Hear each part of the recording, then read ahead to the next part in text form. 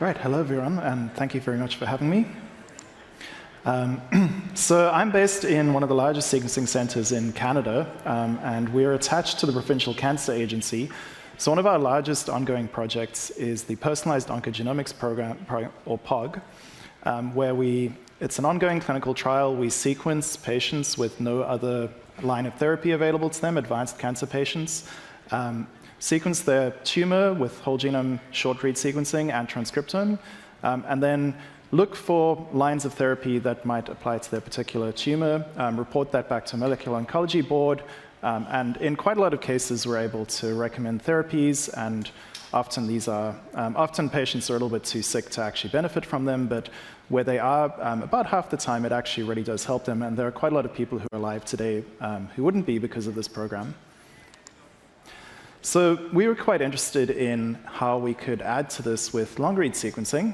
And so we have here this cohort of 189 diverse tumors from 181 individuals, where we sequence them on a PromethION, including 41 matched normals. And as you can see, it's advanced cancer. Biopsy site actually kind of very often doesn't match the actual cancer type because these are metastatic patients, and we have quite a good variety of individuals of different cancer types represented. This is just sort of an obligatory QC set of plots. We got reasonably good kind of yield. We did generally one flow cell per tumor. Sometimes we did some top-ups. So we're getting about 25x coverage. N50s averaging around 30 kb, which is actually quite nice long reads, which we were quite pleased about. And we do a few other QC tests that we were happy about with this cohort. We do everything on Hamilton Nimbus robots. We do size selection, blue pippin size selection, sequence on our P48. And you can tell that this was done 3 years ago because we were using Guppy and nanopolish for methylation and so forth. These days we'd just be using Dorado for all of that. And we're interested in really three things that we might be able to get out of this, and one is phasing of small variants. The other is 5-MC methylation, which, as many of you know, comes for free with nanopore sequencing in addition to all of the genome information you get. And the other is resolving structural variants. So to begin with structural variants, we ended up focusing in on just the patients where we had a matched normal to make the somatic so we could focus on somatic structural variants. And we looked at a set of clinically relevant fusions where they're fairly recurrent, well-described clinical entities, and we wanted to ensure they'd been called in the Illumina. We wanted to ensure the Nanopore could call them. And the Nanopore called them quite handily, despite in Illumina we're targeting about 100x coverage for typical POG. But the Nanopore, even with just 20 to 25x, we were still calling all of these, which we were quite pleased about. And we also went looking for complex structural variants. And this is a variant in a cancer gene that we discovered. You can see the kind of IGV screenshot there. There's a number of nanopore reads that detected it. And there's absolutely no evidence for this in the Illumina at all. We're fairly confident it's real, and we could also resolve its complete structure. So to look at phasing, one of the kind of big things we looked at is how big are our phase blocks. So using WhatsApp, you can get some statistics on that. So how big of a region can you tell which haplotype is which? And we're getting phase blocks in the 2 to 4 megabase range for quite a lot of our cases, which is actually very, very satisfying. There's a really interesting little bit of a kind of inflection point also around a read N50 of 20 kb, which really does suggest that having longer reads is really quite important for this level of completeness of phasing. And we also looked at how well covered gene bodies were by phase blocks. Can you resolve, if you have two variants in the same gene, can you resolve which haplotype are they in cis or trans? And in the vast majority of genes, in the vast majority of cases, we actually could, with some exceptions for very large kind of genes. So why do we care about that? Well, one of the major mechanisms of tumorigenesis is that you get 2 hits to a tumor suppressor gene that inactivate that and enable tumor growth. But in POG, usually you can't actually phase your small variants, and when they see two small variants in a tumor suppressor, they assume that it's knocked out, but they wouldn't really actually been able to tell.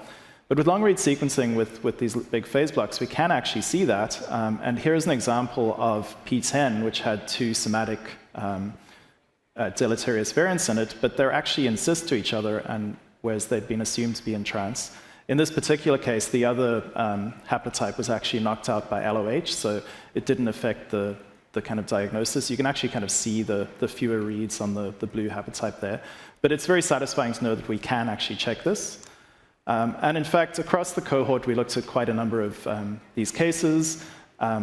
Only about half the time did we actually have enough coverage or phasing to be able to resolve the two hits. But we did observe that in nearly all the cases they were actually in trans, but two were actually in cis, and one of them actually would have potentially changed the what was fed back to the tumor board.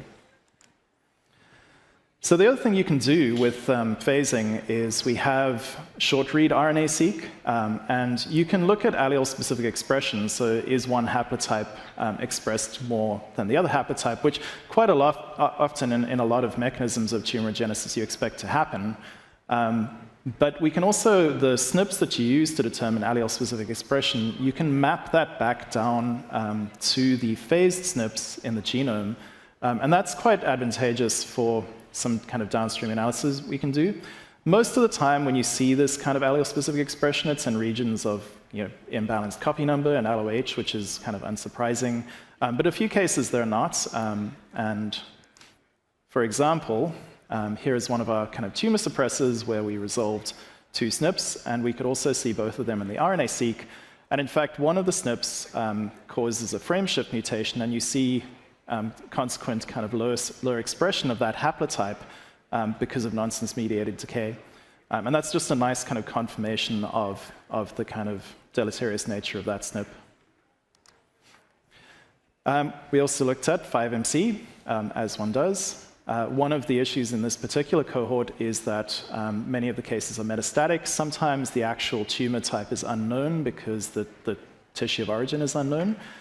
We typically use RNA-seq expression values to be able to determine this, but we actually looked at the methylation just using a very naive analysis using t-SNE, and in fact, our cases tended to cluster far more by tumor type than by biopsy site. So this does suggest, as one might expect from all of the various other talks you've seen on CNS kind of subtyping and so forth from methylation, that in the future we might be able to use this as an orthogonal method of determining tumor tissue of origin.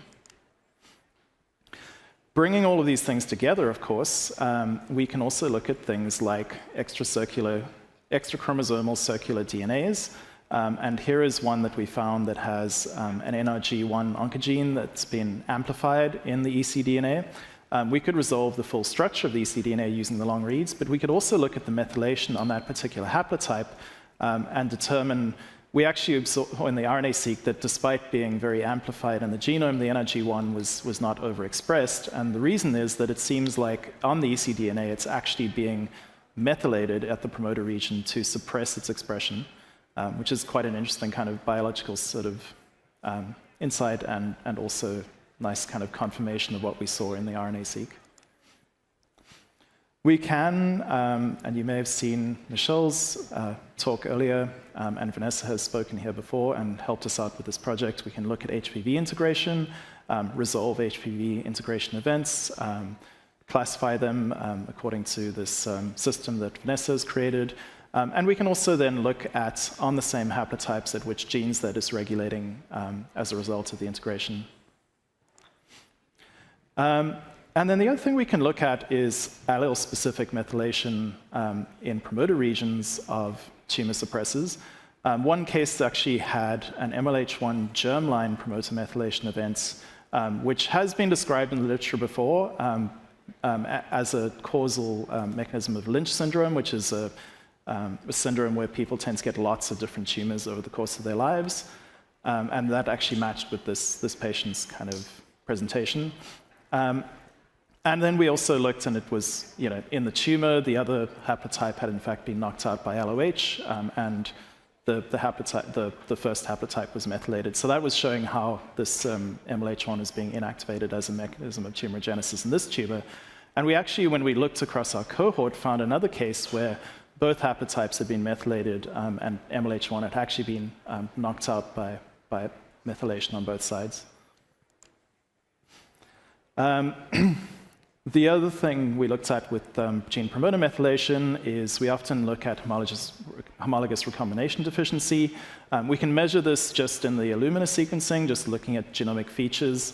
And it's really important to know because there are therapies we can recommend that patients will respond to if they have HRD. But very often we actually can't find the driver event. We usually expect a homologous recombination gene to be knocked out. In quite a lot of cases, we can't find that kind of double knockout to a gene like BRCA1 or so forth. And we went looking, and in quite a few cases, these are just the BRCA1 cases shown in this plot here, we did in fact find one allele was inactivated by methylation, and the other one is inactivated by loss of heterozygosity in all of these cases. And that's quite nice because the oncologist will often come back and say that an HRD score, a high HRD score, isn't enough for them to actually decide to give patients these therapies, but if we can come back with solid evidence that BRCA1 is knocked out, that might actually impact the decision. And we saw this across RAD51C as well, and in a few other kind of genes and cancers across our cohorts. And interestingly, in all of these kind of cases, LOH actually tended to be the mechanism of knockout of the other allele. There wasn't too many kind of methylation on both alleles, and I don't think we really had any cases of a small variant knocking out the other allele. All of this is available. We sequenced this, POG participants broadly consent to have their data shared. Part of POG is to make sure that we're providing information to the broader community. So we deposit all the genomes into EGA that can be accessed through our data access committee, but if we're using it for legitimate research, it should be quite easy to get to. We've published this as a resource paper in Cell Genomics. Most of the figures in that paper, there's code and a container available, so you should actually be able to completely reproduce everything if you like, and various other bits of metadata in various other places. See people taking photos. This is the one to take photo of, yeah.